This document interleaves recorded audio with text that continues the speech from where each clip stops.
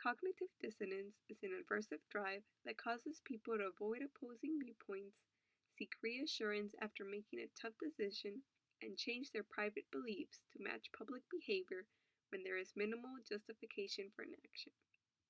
In other words, doing things that don't fit what they know or believe. There are a couple things which I think we can all relate to the topic of cognitive dissonance. One of the big ones is addiction. Whether it's drugs, food, television, shopping, we all have them. We tell ourselves these addictions are bad for us, but they hurt us or even our loved ones. And then we convince ourselves that it'll be okay, and we continue to do it. We lie to ourselves, and for me, one of those things would be like shopping and chocolate. I love chocolate and shopping, and I know that, I tell myself I need to stop because there's other important things like my education or my health, and in the end, I end up doing it anyways. Another example that I think is really important to bring up is our political views. And I think sometimes we shy out on what we believe and just go along with what people say.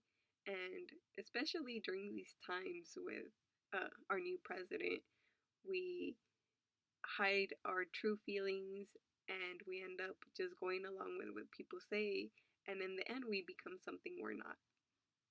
Now that I have discussed the experience, I will now make some inferences. I feel like this is part of who we are as humans. We try to and fit in and join the crowd, and we get too comfortable in one place and we end up staying there, and in the end we end up being someone who isn't who we wanted to be. Now that I've made some inferences, I will discuss these inferences and how they can be transferred to other situations. So when we're faced with cognitive dissonance, I would look to other ways to change these attitudes of the people around me and myself.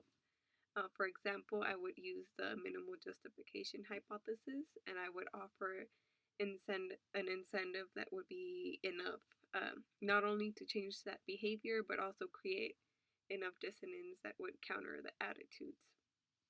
I think using this method, it would produce the best outcome and hopefully lead to change in attitudes.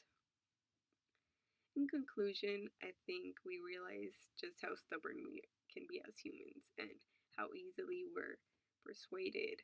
And I think learning about this can make us, be able to be better persuaders and better public speakers. And I think it's interesting to see how our minds work. And as stubborn as we can all be, we can easily be persuaded, and even something positive